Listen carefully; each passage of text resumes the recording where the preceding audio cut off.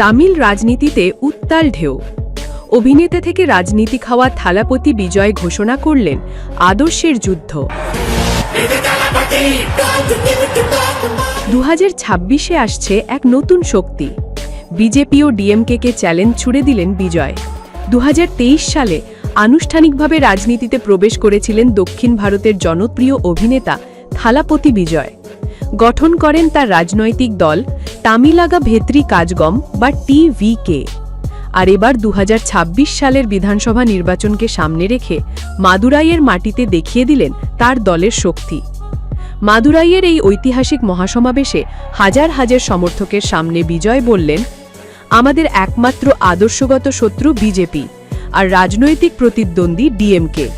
তিনি সরাসরি ঘোষণা করলেন, টিভিকে হবে এমন এক শক্তি যারা কোনো দলকে ভয় পায় না। তিনি বলেন, আজ আমরা ফ্যাসিবাদী বিজেপি ও বিষাক্ত ডিএমকের বিরুদ্ধে যুদ্ধ ঘোষণা করছি। শুধু দলগুলোকেই নয়, সরাসরি ভারতের প্রধানমন্ত্রী নরেন্দ্র মোদীকে চ্যালেঞ্জ ছুড়ে দেন বিজয়।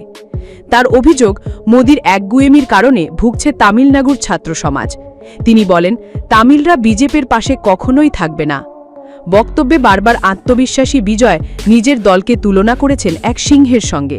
তিনি বলেন, সিংহ জানে কিভাবে একা থাকতে হয়, ভয় পায় না আর মৃত শিকার খায় না।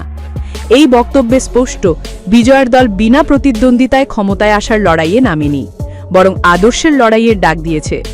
রাজনৈতিক বিশ্লেষকদের মতে বিজয় চেষ্টা করছেন তামিলনাড়ুতে ডিএমকে ও এআইএডিএমকের বাইরে একটি তৃতীয় বিকল্প গড়ে তুলতে। এবার 2026 সালের নির্বাচন হবে তার প্রথম বড় পরীক্ষা। বিজয় তার এই রাজনৈতিক অভ্যুত্থানকে তুলনা করেছেন 1967 ও 1977 সালের ঐতিহাসিক নির্বাচনের সঙ্গে। তাহলে কি তামিল রাজনীতিতে আসছে এক নতুন অধ্যায়? সময়ই দেবে উত্তর।